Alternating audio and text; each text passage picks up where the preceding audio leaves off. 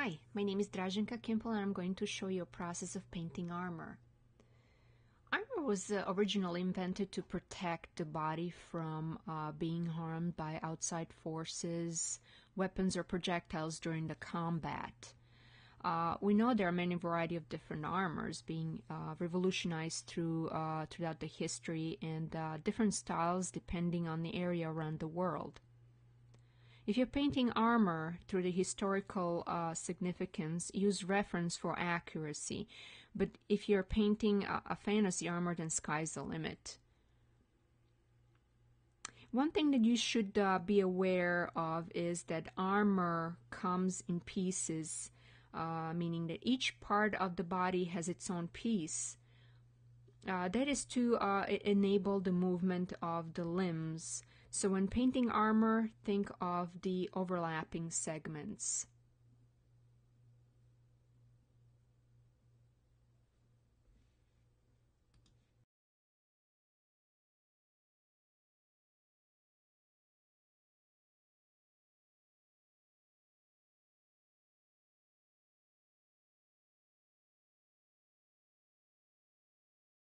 So this is a simple metal armor based on a historic reference material that would have been worn by a knight. Pretty romantic, right? So not only that you have to worry about the structure of the plates, but also you have to pay attention to the look of the metal if your armor is metal. In this case, I have chosen the metal.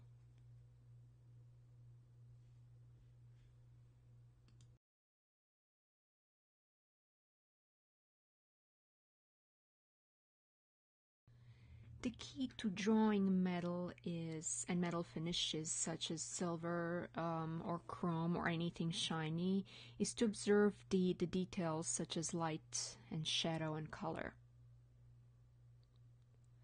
We know metal is a reflective material, so it will have stronger highlights and deeper shadows.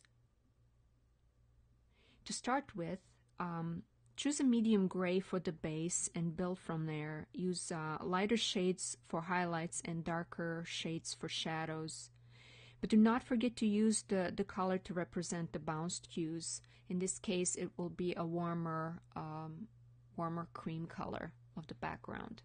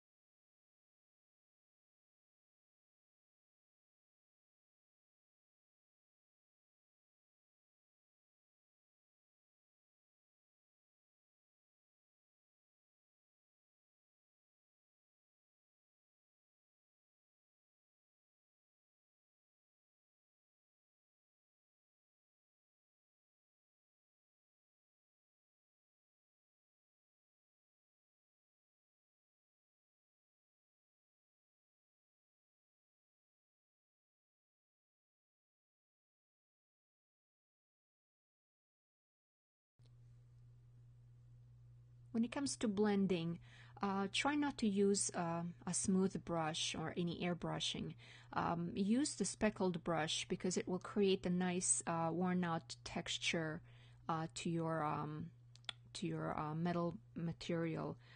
You want your armor to look worn out and tell a story about the person who worn it rather than a smooth and over-polished look.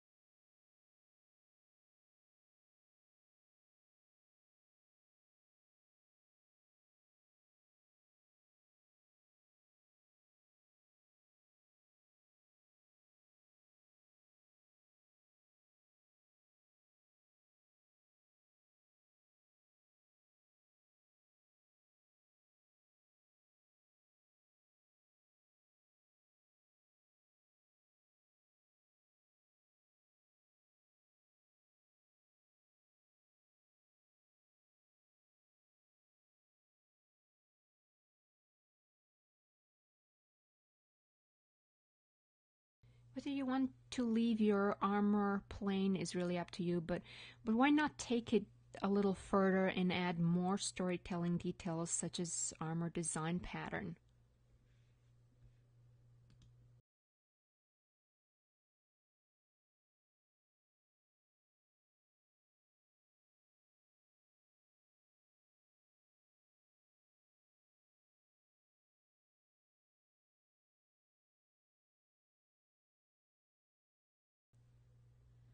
Decorating armor dates back centuries. It was done to show the wealth of the leader, the position and the rank of the soldier, and so on.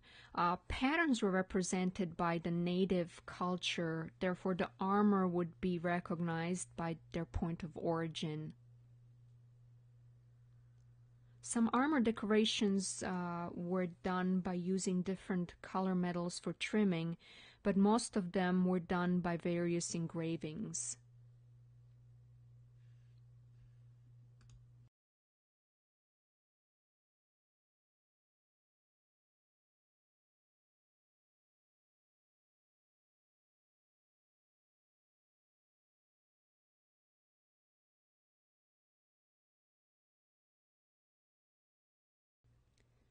The design pattern you can actually do free-handedly drawn in, or you can use the custom shapes and just overlay them into the armor itself.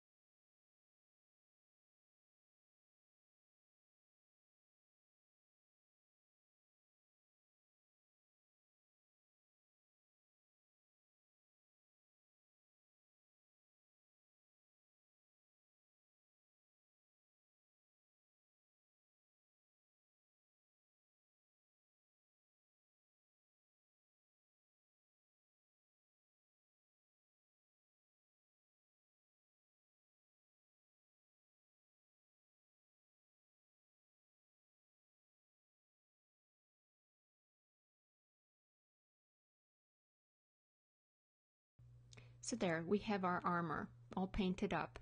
I hope this demonstration was helpful to you. If you have any troubles or questions, please email me and I'll make sure that you have the answers. Thank you for joining in.